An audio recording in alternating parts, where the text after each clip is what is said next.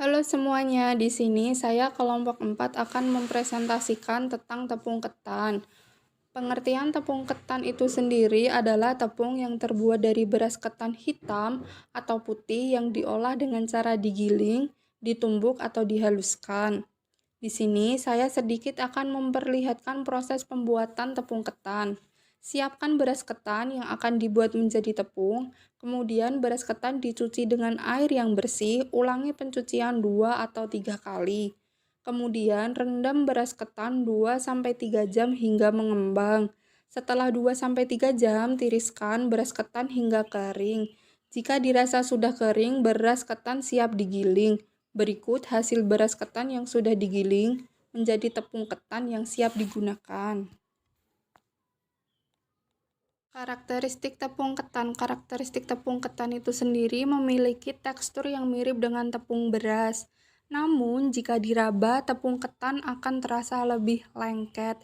Hal ini karena tepung ketan itu sendiri lebih banyak mengandung saripati yang berperekat. Jenis produk yang dihasilkan. Jenis produk yang dihasilkan dengan menggunakan bahan baku tepung ketan sangatlah beraneka ragam.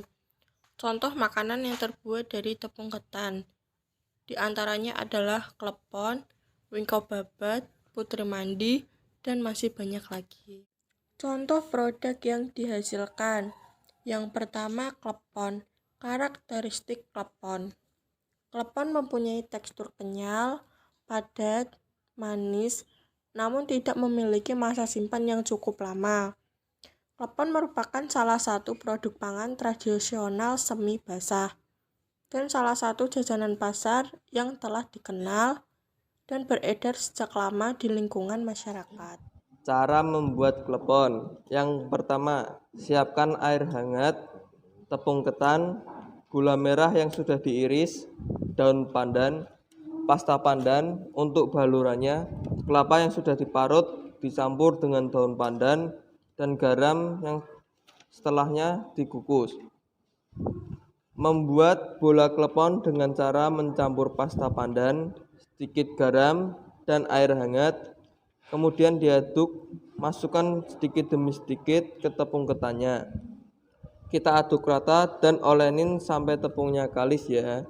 Sebelum mencetak adonan, siapkan panci yang sudah berisi air dan airnya kita didihkan dan tambahkan daun pandan. Setelah itu, ambil sedikit adonan, kemudian beri irisan gula merah yang sudah diiris, lalu bulatkan adonan hingga habis. Kemudian masukkan ke air yang sudah mendidih. Jika sudah mengapung, maka adonan klepon sudah matang dan segera balurkan ke parutan kelapa. Klepon pun sudah siap dihidangkan sesuai dengan selera. Yang kedua, wingko babat. Karakteristik wingko babat. Wingko babat adalah kudapan yang terbuat dari perpaduan tepung beras ketan, kelapa muda, dan gula pasir.